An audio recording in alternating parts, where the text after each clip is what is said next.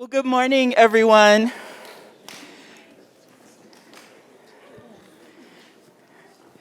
As our two leaders from Minnesota Council of Churches make their way here, welcome to all of you.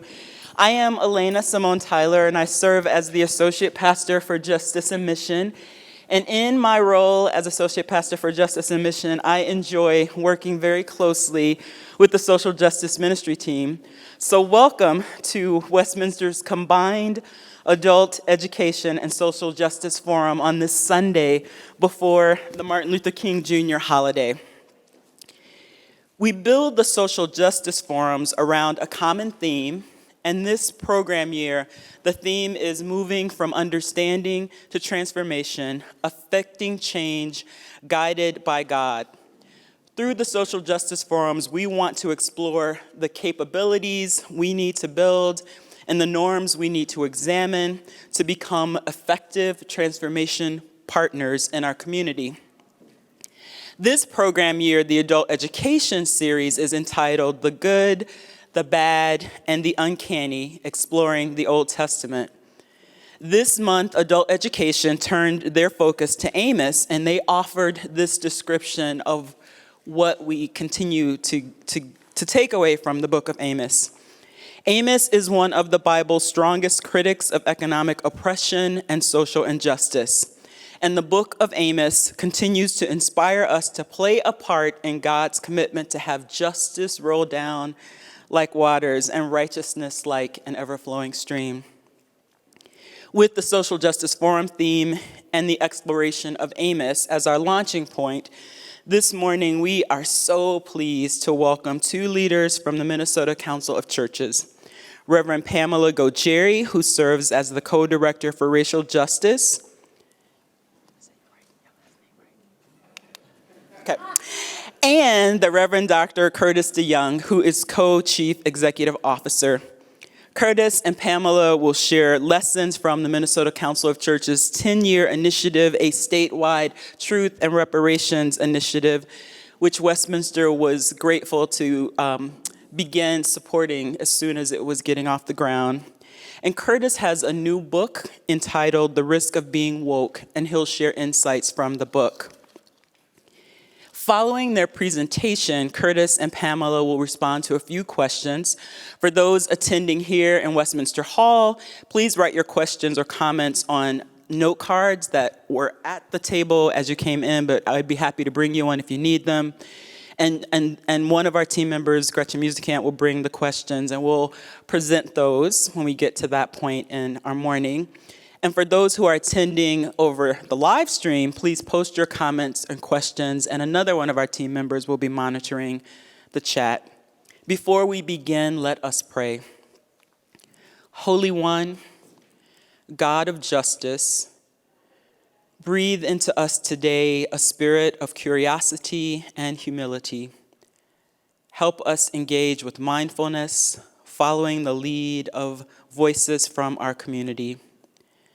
Guide our thoughts, guide our speech, deepen our self-awareness, so we may honor the divine in all people. Amen. Pamela and Curtis, the floor is yours.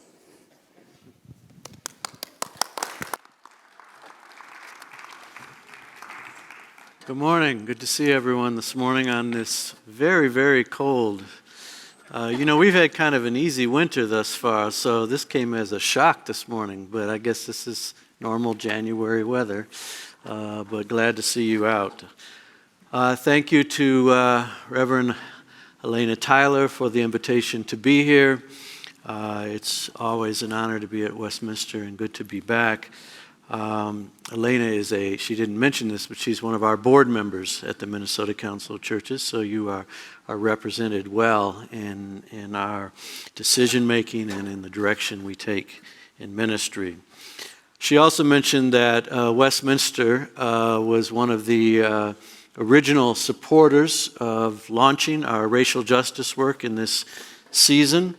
You actually were the first to provide financial support, and quickly came the McKnight Foundation and the St. Paul, Minnesota Foundation but you were the first that helped launch that, and we deeply appreciate that, and the recent decision to continue ongoing support we're grateful for as well.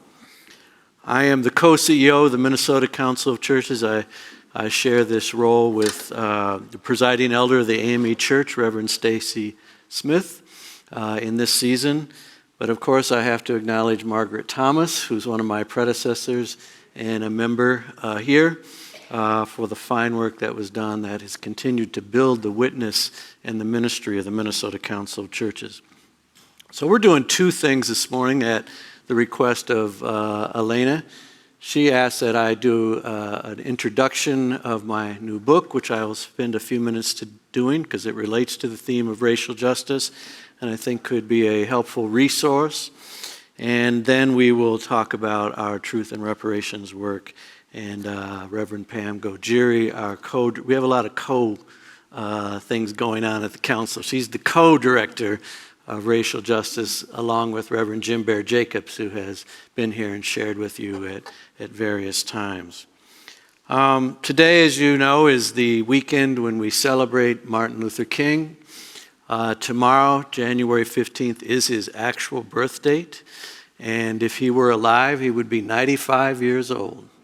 Isn't that hard to imagine? Because he's sort of locked in time at age 39 when he was assassinated. And have this forever youthful, vibrant Martin Luther King.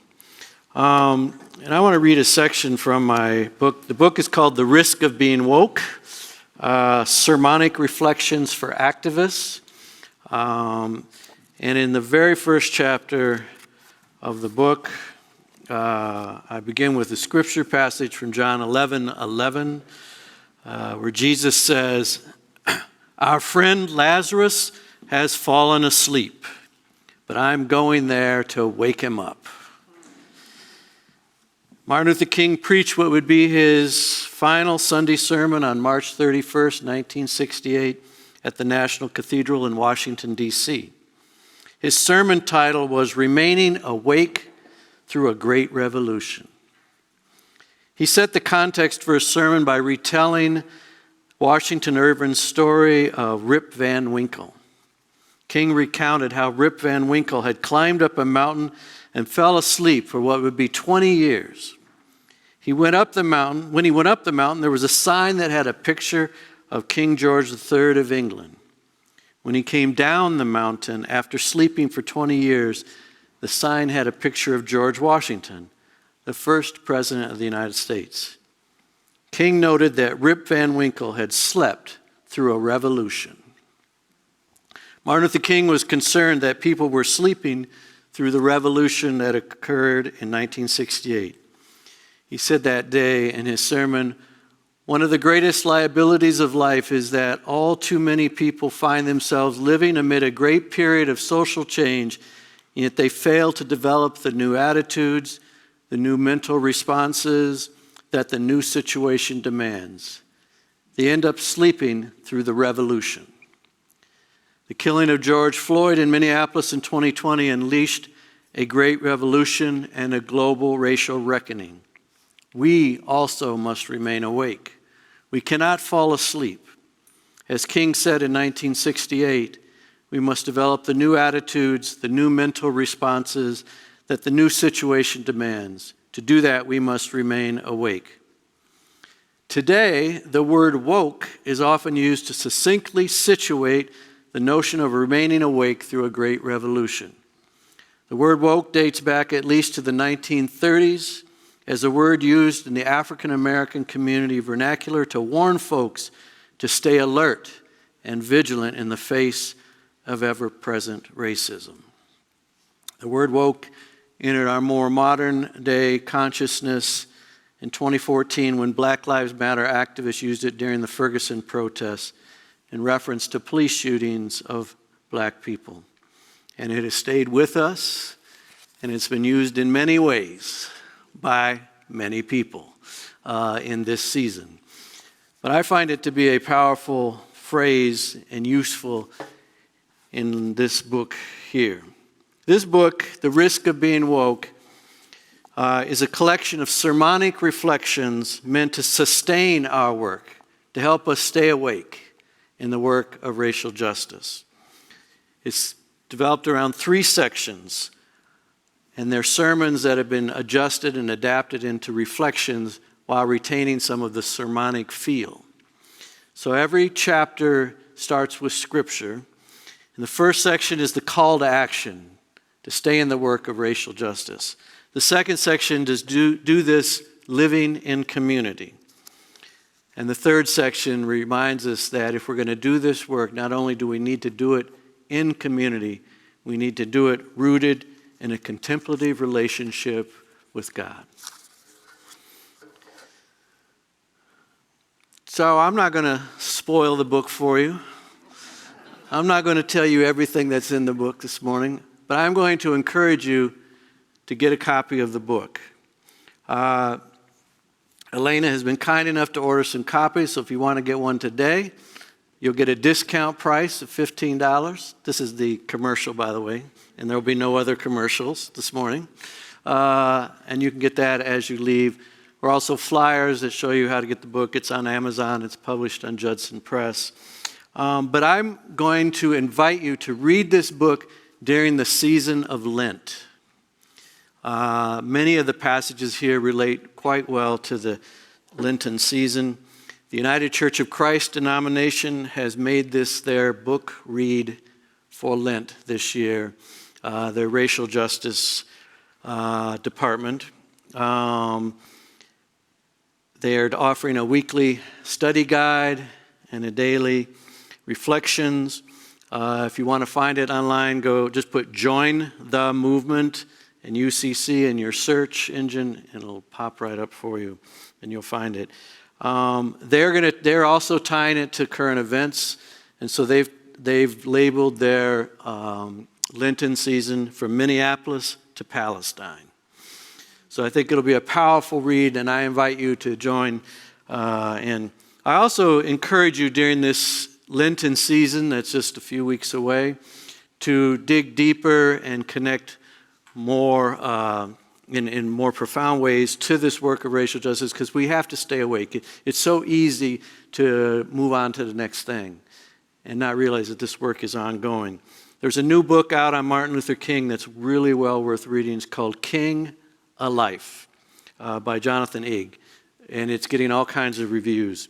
There's a new film coming out in a few weeks that Elaine and I were talking about called Origins, based on the book Cast, which I'm sure many of you have read. Encourage you to watch that during Lent. But let's make this Lenten season one that we stay committed and rooted in the work of racial justice.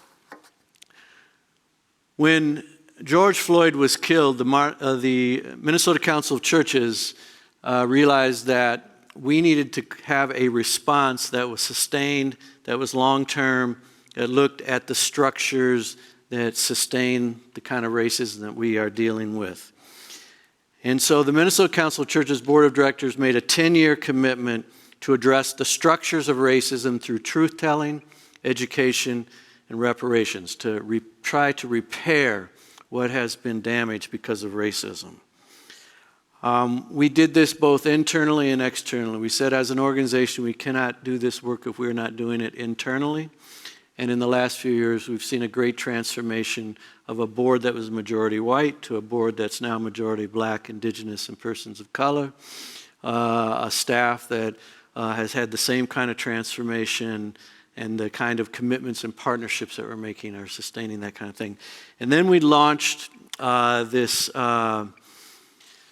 initiative, this 10-year initiative. And as I said, Westminster was right there at the beginning helping us launch, and the launch helped us hire directors of the program.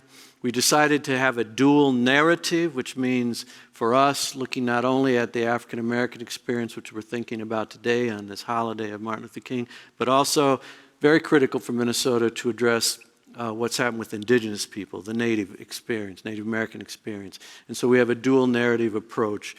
And we see each of these components, truth-telling, education, and reparations, as very important parts of the process. Some of it's simultaneously happening, some of it you build the blocks to get there. We're a statewide organization, so we're launching this in various parts of the state, and Reverend Pam will talk about that as well. but we started here in Minneapolis. Some of our events have been here.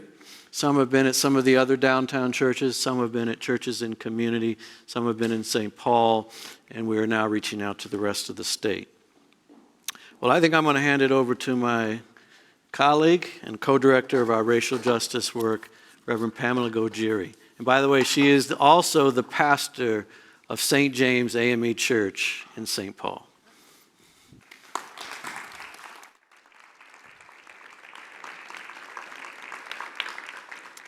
Well, good morning. So just a little context for me, I moved here from Texas, talking about the weather today. And I kind of got spoiled by this weather we've had the last, couple months. I thought, okay, this is gonna be all right. Now, I've been here a while, but I still love it when it's a little warm. And so I have with me my granddaughter, her partner, who just moved here from Texas a couple weeks ago. And they kept saying, Grandma, there's no snow on the ground. I said, it's coming. I said, well, let's go to the store and let's get coats. And so we got coats. I said, now understand, these coats we're getting today are medium coats. Yeah. What do you mean medium coats? We will go get real coats in just a little bit. We went and got real coats yesterday. So it's cold, but it's Minnesota. Amen. So I'm glad to be here today. I'm excited to tell you about the work that we've been doing in our racial justice program. Myself and Reverend Jim Bear Jacobs, who I know you're familiar with, have started on this journey about 3 years ago after we were both appointed to the positions. And part of what we do is we design programming that help launch our truth-telling education and reparations program. And so we have created programs, and as Curtis mentioned, one of the programs was held here when Dr. Michael Emerson came and talked about his work that he's doing with regard to racial justice in the community. But since then, we've had events in Minneapolis, and we had our first outstate event in Duluth a couple years ago. Well, since that time, we've gotten funding from the Cargill folks, and they have asked us to step out into greater Minnesota. Well, we knew we would have to do that at some point, but in our mind, we were thinking, oh, we got a year or two, maybe a couple years to get this done. And so Cargill says, oh no, you get to start it now. And so that's what we started doing in July. So, but as I get into the presentation later on, I'll tell you a little bit more what's happening in that way. But one of the things we've done this year that's been a little bit different is we've done more community collaboration. We have made connections and we're building relationships with churches and organizations in St. Paul this year. So we're located in Minneapolis, and most of Jim Bear's connections and my connections to churches and organizations have been in the Minneapolis area. But we have to go on the other side of the river as well. And I've learned since living here in Minnesota that you don't say, oh, we're just going here, there. No, there's this side of the river and there's that side of the river. So I'm like, okay. So I learned not to make the assumption that it just goes back and forth, because it doesn't. But so we've decided we have to be intentional on building relationships there. And so we have. We had a meeting with Awaken Church the other day. We had a event with Central Presbyterian Church in St. Paul, and we've made connections with Progressive and Mount Olivet and Pilgrim Baptist churches in St. Paul. So we have made those we're making those collaborations, building those relationships, and our hope is our event this year will be held in St. Paul. But you're welcome to come across the river to attend the event. So some of our community collaborations include, we participated at the Capitol for the 60th anniversary march on Washington at the Capitol in St. Paul. And this event was led by Beacon Interfaith Housing Collaborative, and Jim Bear spoke about learning from MLK's prophetic words and not just his poetic words. And he encouraged everyone to act instead of being passive in the face of justice. We also collaborated with Central Presbyterian Church on gun violence prevention, and that was that was an interesting event because gun violence can be a very polarizing topic. For me, I wasn't quite sure what I would do with it, but did something with it. But anyway, what I did talk about is from the spiritual standpoint of where's the faith community at in that topic area. And so trying to figure out, I think that we often forget, we think about the victims all the time as well we should. But we also have to be considerate of the persons who are committing these crimes because often they are members of our congregations and our community as well. And so for me, the message was we have to figure out or have the courage to sit with the pain in gun violence because it's only in sitting in that pain and being fully present and making ourselves open to what's happening that we can begin to work on identifying solutions. So that's what we talked about there. Last May 25th to be exact, we held an event, 2 events as a matter of fact, where Reverend Dr. Otis Moss III from Trinity UCC Church in Chicago came and he spoke twice. He spoke at a luncheon that we held for our BIPOC leaders and activists and helping them to understand how important it is to take care of ourselves as we do this work. And the same thing applies to you all as well. The second event was open to the public, and it was an opportunity for Dr. Moss then to tell the greater community how to understand what their role is in doing this work, and that is figuring out how to shift the spotlight and put the spotlight where it needs to be, which is on the work and the folks doing the work, BIPOC people, and then figuring out how to do your work in the background and still realize that you're still relevant and necessary to get this done. So some of the other things we do on a regular basis is Reverend Jim Bear Jacobs, and I'm sure you know, still is continuing his Sacred Sites tours, and some of you all have been on those tours. Well, the good news is he's had an enormous amount of increase in his tours, and this is now including folks from outside of Minnesota requesting tours when they come to Minnesota and coming specifically for that purpose. So he has record numbers of participants. We're excited about that, but now we have to figure out how we can kind of clone Jim Bear so he can get it done. So our 3-tier program is truth-telling, education, and reparations. So I kind of talked about the truth-telling from the standpoint of the programming events that we do at congregations. Our second piece, education, is where we provide opportunities for congregations to do extended work in trying to figure out how you want to participate in this work that we're doing. We're in the process of preparing a menu or a selection of programs that you could participate in. So look for that in the near future on our website, but opportunities that you can engage with agencies that are doing the work as well. One of them is the Action Project, one of them is Dendros, the other one is Sacred Reckonings. So we're working with other agencies to do the work, particularly with regard to reparations. Our reparations program, we were very ambitious last year and thought, okay, we're going to get started and we're going to create a work group, and we did do that. But what we realized is when we dived into it is reparations has so many pieces and so many layers, and we thought we'd jump in, get these folks together, they get their brains going, we'll think about it, we'll come up with some solutions so that we can give you all a charge on how to do that work. Layer, and as we kept digging and digging, just layers and layers of things that we need to consider. So we've kind of put the work group on hold as we try to figure out how do we really want to do this and how does it need to be done. So in the meantime, what we're doing in that area is we've begun to have conversations with African American congregations and by making a place for them at the table to talk about what they believe reparations should look like. So what we do tell folks is reparations has to be defined by the 2 communities that we serve, and that's the Native American community and the African American community. Why? Because they know what they need. Nobody else knows what they need, like they know what they need. So we've begun to have these conversations, and that's been interesting, but it's also been leading to us connecting to these congregations and then them feeling like, okay, maybe we do serve a purpose of being part of the work that we're doing at MCC. So that's what we're doing in that area.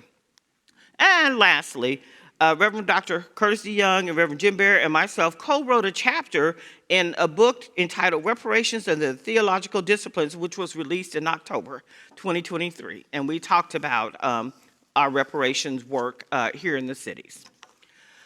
So Cargill has given us a mandate, and the mandate is they want us to focus on the educational piece of our program in Greater Minnesota.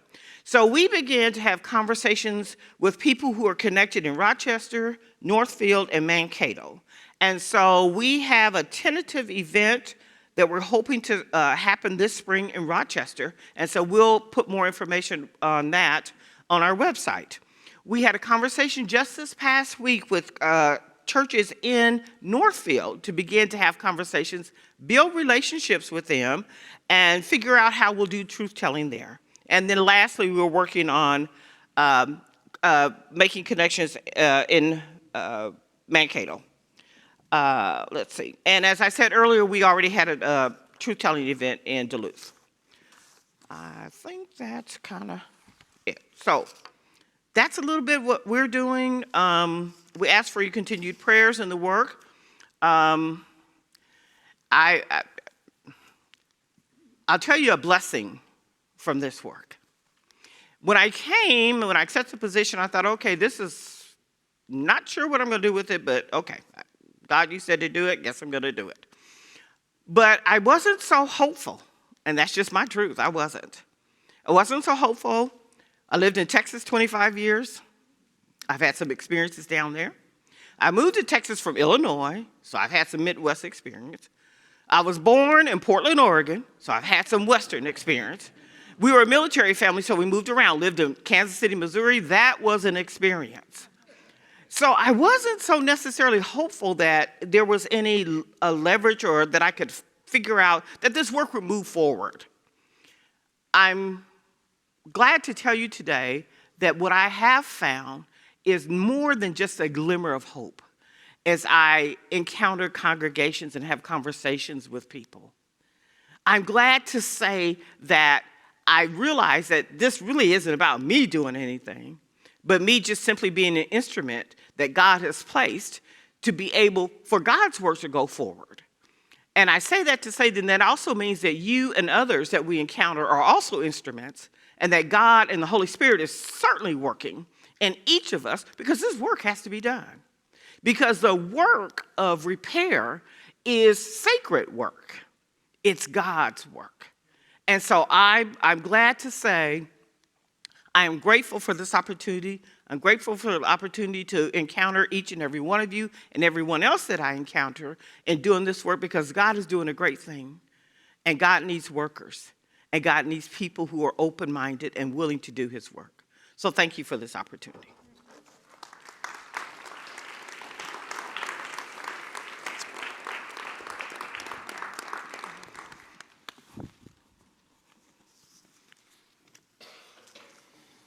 Elena has asked that I give you a little bit more taste of the book, so I'm going to do a short reading that will give you a feel for what this has to offer, I think, the Lenten season. And it's titled, Jesus Defines Family at the Cross. Near the cross of Jesus stood his mother's sister, Mary the wife of Clopas, and Mary Magdalene. When Jesus saw his mother there and the disciple whom he loved standing nearby, he said to his mother, "Dear woman, here is your son." And to the disciple, "Here is your mother." From that time on, this disciple took her into his home. John 19:25 through 27.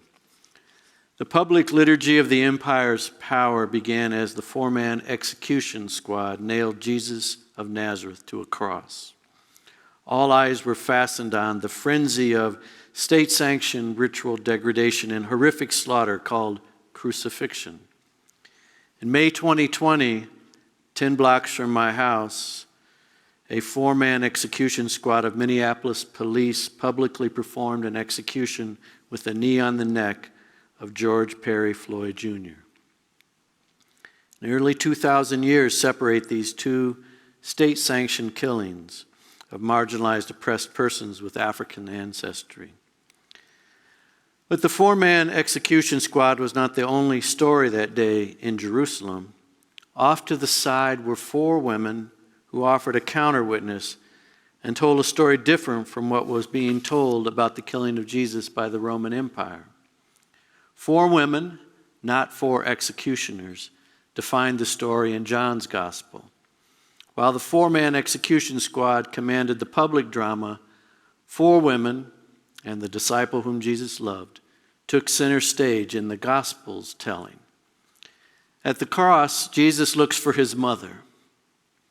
As George Floyd was dying, he called for his mother. As we approach our last breath of life, we seem to be drawn to the one who gave us our first breath of life. When we heard the recorded voice of George Floyd calling for his mother, we recognized our shared humanity. John preserved for us in his gospel a powerfully poignant moment. Amid the drama of crucifixion on a day that altered history, John inserted a poetic pause so that readers might gain a glimpse into a very human encounter between a dying son and his grieving mother in the presence of their extended family. His execution could not diminish his humanity. Crucified persons were often surrounded by family. Jesus' mother, Mary, was there. The sister of Jesus' mother was there. In the other gospel, she was called Salome, or the mother of the sons of Zebedee. She was Jesus' aunt. The sons of Zebedee were Jesus' disciples, James and John. Therefore, the disciple whom Jesus loved, John, was the son of the sister of Jesus' mother. John was Mary's nephew and Jesus' cousin. Interestingly, in the Gospel of John, none of Jesus' biological relatives were called by their names. They were referred to as mother, sister, disciple whom Jesus loved. The third woman was Mary, the wife of Clopas. This is the only time she's mentioned in the Bible. Second century historian Eusebius wrote that Clopas was the brother of Joseph, the husband of Mary, Jesus' mother. That would mean that she was the sister-in-law of Jesus' mother, another aunt of Jesus. The fourth woman was Mary Magdalene. She was not a family member, but was included in the family circle. With Mary Magdalene, the line between family and friends became blurred. Crucified men also had the right to make legal dispositions from the cross. Also, the eldest son bore the religious duty and cultural expectation to care for his widowed mother. So as Jesus was in the process of dying, he addressed the care of his mother and what her legal status would be after his death. Jesus said to his mother, "Here is your son," and to John, "Here is your mother." He used formulaic language from ancient Jewish family law to transfer the care of his mother to his cousin and disciple John. The gospel states that John took his Aunt Mary into his home. All of this was witnessed by John's own mother, Salome. Mary Magdalene did not have the obligation of family and kinship. While Mary Magdalene was included in this private family moment, she was not obligated or required to be there. This was a choice. Mary Magdalene was included in this This was a choice, I said. Mary Magdalene had lived her entire life under the occupation of Rome. She was way too familiar with crucifixion, Rome's method for executing revolutionaries. She was devoted to Jesus even though she saw no hope. She was loyal to Jesus without the knowledge of Easter coming. Mary had a deep commitment that was not dependent on external circumstances. We don't have to be family to be faithful, but if we are faithful, we become family. Mary Magdalene models for us the central notion of community. The site of the killing of George Floyd in Minneapolis, now called George Floyd Square, hosted the first rally and protest the day after his death. From that first day on May 26, 2020, people have shown up and tended to memories, rage, and grief, and stood up against racial justice. Among those gathering were Floyd's family members, but many others, unrelated by blood, have become family through faithfulness. At the cross, Jesus curates the formation of a new family defined by faith community, when the claims of this family outweigh biological claims. The lines between family and friends become blurred in this new community. Amen.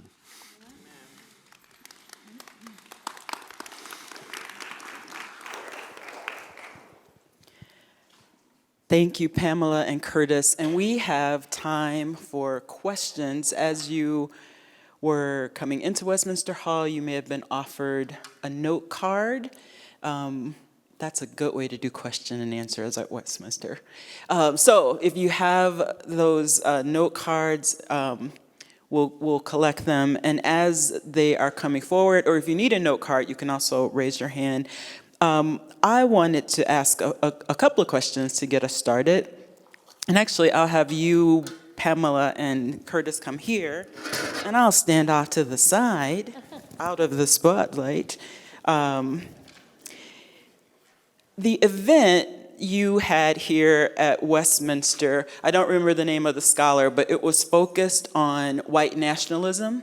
And that is not our experience here at Westminster. So while we learned a lot, there was also this way that it could have felt like, okay, that didn't apply to us.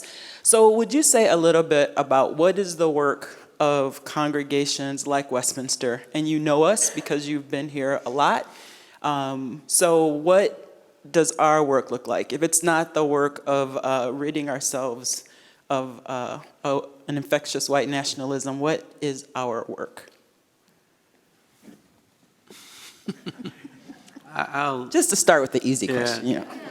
I would say that while those of us who are white may not be signed up on the list to be a white nationalist, it does influence our experience in our world.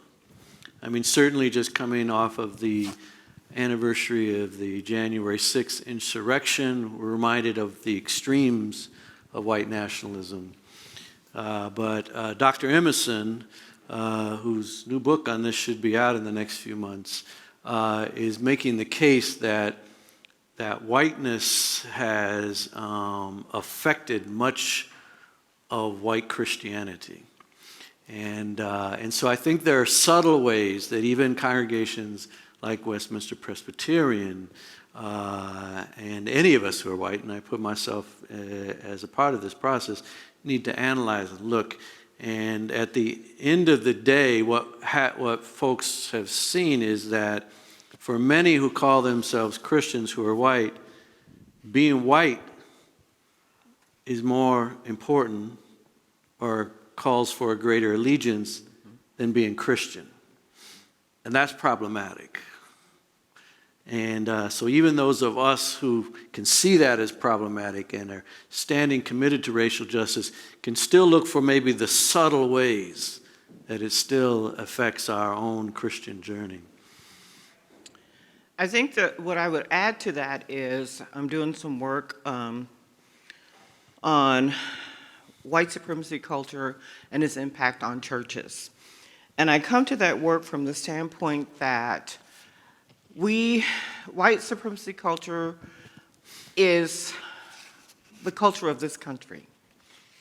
Whether we want it to be or not, whether we are active participants or not, every aspect of our living in this country is permeated by white supremacy culture. What I mean by that is where this nation gets its identity. But in getting that identity, what we do, maybe even without being aware of, is then we're leaving anybody who's not white out of the picture. And so the work for the congregations then is to figure out how much has this impacted me, and then how do I move away from that standpoint that anything other than white is inferior, because that's not true. And it's not true because God created all of us equally as his children. So I would say then for congregations such as yourself is, then do a deep dive and figure out, okay, how do I participate in that?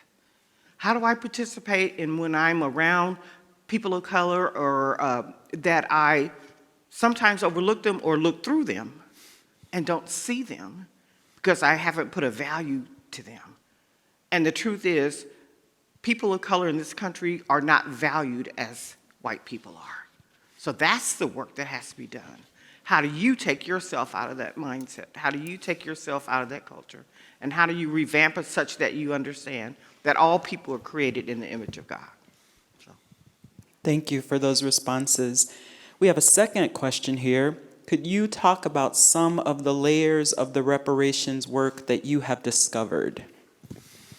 That's me. Yep. Yeah.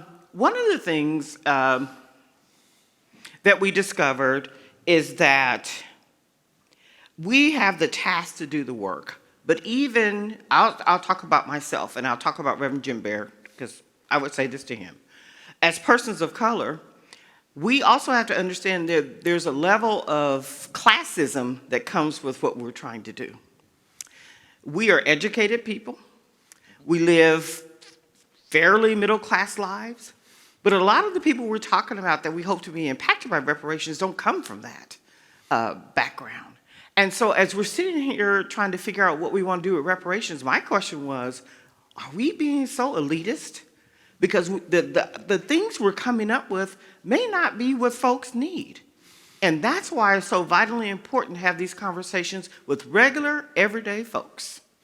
Regular, everyday Black folks, regular, everyday Native American people, so then they can tell us what they need. And so that we're not coming from an educated, very comfortable or semi-comfortable circumstances, but how do we really reach out and so that the repair comes to people at their point of need? Now, I haven't always been at the level that I'm at.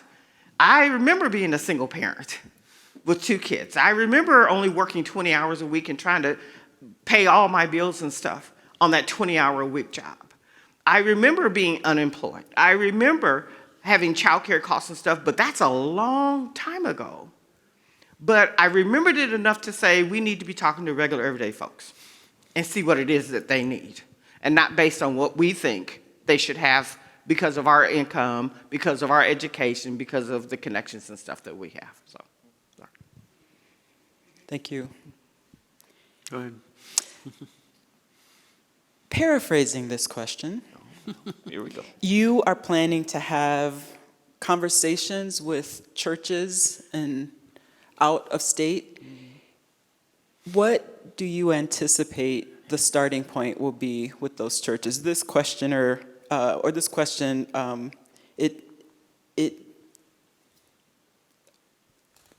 this question assumes that there's going to be that people out of state will be far behind. So I just want to know what you have experienced and what you anticipate. I don't know that we can take that as a given. So we realize that every community has their own way of talking about issues and their own place in the journey. So we don't, one of the first things we do, say Duluth is an example, Rochester working on, is we go in those communities and we find partners. Mm-hmm. We find partners who understand the context, who understand the experience. Because as you may know, if you come from the Twin Cities and you go into greater Minnesota trying to tell people what to do, it doesn't go over real well. So we understand that. We understand that conversations around race may be happening quite differently in greater Minnesota. It may be different in Duluth than it is in Bemidji. So even if we figured it out in one part of greater Minnesota, doesn't mean we figured it out for the entire. So we're always looking for community partners that will in some ways own this work in this process, and we come alongside to work with them to develop the process. The Margaret A. Cargill Foundation, which is funded through their Minneapolis Foundation Fund, for this is also out in Greater Minnesota on a number, as a foundation, trying to do the same kind of exploration around what does it take to move racial justice forward in rural Minnesota. And they're really interested to see if the faith community needs to be a part of that process. And so that's one of the reasons they're funding us, is they think this is very interesting. It may be an important piece of it. We also just a few weeks ago, at the invitation of Archbishop Hebda of the Roman Catholic Diocese here, had a chance to speak to the bishops of Greater Minnesota and share with our program, again looking for partnership. Because we believe that local congregations across the state can be key partners. But it'll take time. It's a longer process, why we've made a 10-year commitment to this work at the minimum. But if the Roman Catholic Church would partner with us, and the Lutheran synods are already members of the Minnesota Council of Churches, between the Lutherans and the Catholics, we've got much of Minnesota covered for local congregations. Yep. Thank you. Pamela, you mentioned sacred reckonings, and many of us have participated in the sacred site tours. Would you say a bit about the work that the Minnesota Council of Churches is doing with Indigenous communities? That's a very good question. So how do I want to say this? I've come to realize that the work with regard to Indigenous communities is work that you can't just put your finger on. So for instance, let's say the difference is you have several African American congregations, but that's not the case with the Indigenous communities. That there are several congregations that you can come and that you can approach. So the work with the Indigenous communities is a little bit more scattered and occurs in a smaller capacity or a smaller way. I don't know how to say that. And is really definitely built on connections, people who know people who know people who then can recommend you to folks and then invite these folks to come in the work that we're doing, and we do that. So I would say we got a long way to go. We got a long way to go in that area. Yeah. Yeah. I would add just that it's very relational work. Yeah. I was gonna As we use that move into word. Greater Minnesota, we will be reaching out and trying to build relationships with tribal Yes. nations and communities as well. And we know that the relational piece has to happen first. Yes. We have colleagues and friends who've tried to rush through this, and they'll arrive and say, can you be our partner? And then they'll say, why weren't you talking to us 2 years ago if you want us to partner today? So there is a whole relational piece. And that's not just only true of Native communities, but it's particularly true. Thank you. You mentioned that you have been called upon by Cargill to move your education program outstate, and mentioned Rochester, Northville, Mankato, and Duluth. What plans do you have to move into the central, western, and northwestern parts of the state? Are there Catholic churches in those parts of the state? Of course. And Lutheran churches? Yes. And some Presbyterian churches. Yes. Yes. What? So as we began this work, we began with connections that Jim Bear and Curtis and I already had. And so what we're doing is then asking those connections to connect us to people in other areas. We realized that there's only one Jim Bear and one Pam. And so to talk about covering the state, we're going to have to enlist the help of other people to do this work. And so one of the things we're exploring right now is a possible outreach person that can travel to these areas or who resides in these areas, who can begin to start those conversations and build those relationships with us and with the community so that we can then move forward in doing the work. I would just add that the reason you're hearing the southern Minnesota names of cities is that the ELCA Bishop, Regina Hassanelli of the Southeast, has said she's doing all her racial justice work through the Minnesota Council of Churches. And so she's been opening, their congregations have been very open, welcome, and we're being able to build coalitions with other denominations in those locations.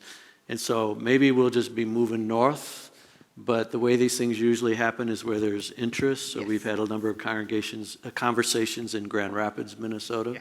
So we're looking for possibilities there. We've been to Moorhead, we've been to Brainerd and Bemidji, and so we've been having initial conversations and trying to do some initial research on the history of race in these areas as well.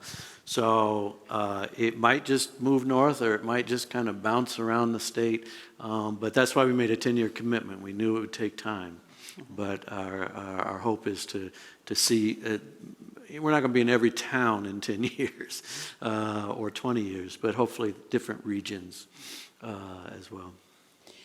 You mentioned, Curtis, that the UCC study around the risk of being woke is from, what was the subtitle, Curtis? From Minneapolis to Palestine. We have a question from the live stream. With the continuing war in Gaza, can you comment on the need to live together across religious lines? Sure, thank you. One of the things the Minnesota Council of Churches has been committed to from at least Margaret's time, if not earlier, is interfaith work and building interfaith relationships. And we have deep relationships in both the Jewish and Muslim communities here, which obviously is being tested right now, with all those relationships. If you're in interfaith work or relationships, stressed out.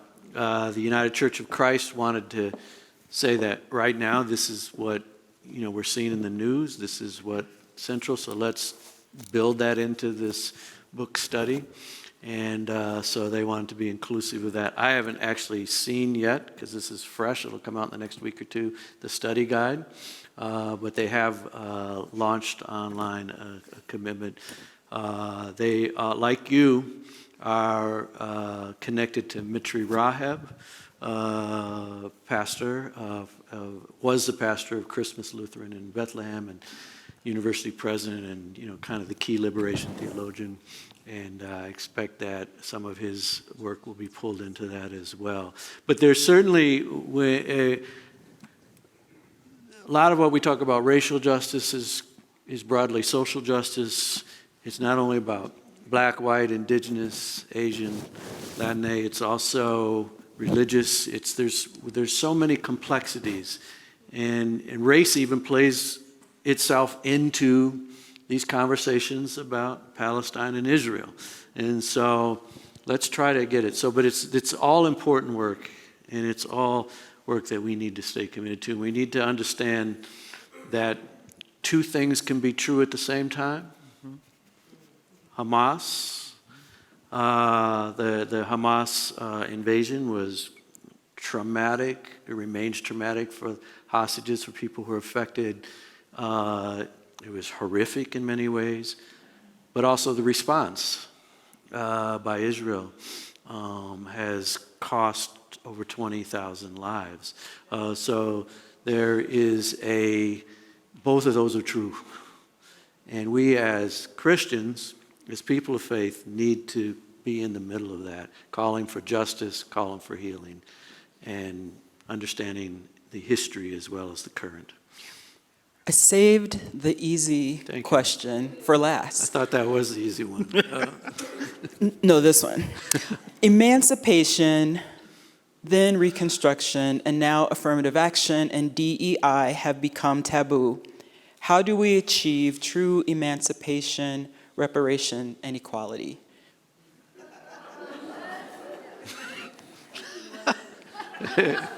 In 1 minute. And of course, I had to, my publisher was a little concerned about putting woke on the cover of the book, because that ties into some of the question and the way that's been misused. All of that is important. It's a process. We have to keep building toward it. We have stops and starts. We have pushback, and we're going to see that again. And this is election year, 2024, so we're going to see a lot of pushback. But the commitment is, this is one of the reasons I wrote the book, Why We Do the Work, and a 10-year commitment, is that we have to keep pushing forward. And even when the winds, I guess you'd call them, of injustice, of resistance, push against us, we have to keep pushing forward. And that's why it's important for us as people of faith to understand faith is an important part of this process. Thank you, Pamela and Curtis, for sharing your experiences and your wisdom. And we'll continue to be connected, and we will certainly continue to pray for you as you continue this work. Please join us next Sunday during the Adult Learning Hour for the Social Justice Forum and for Adult Education Programming. And please remember that both the Social Justice Forum and Adult Education are recorded each week. So if you miss it, you can go back and watch it. So go in peace.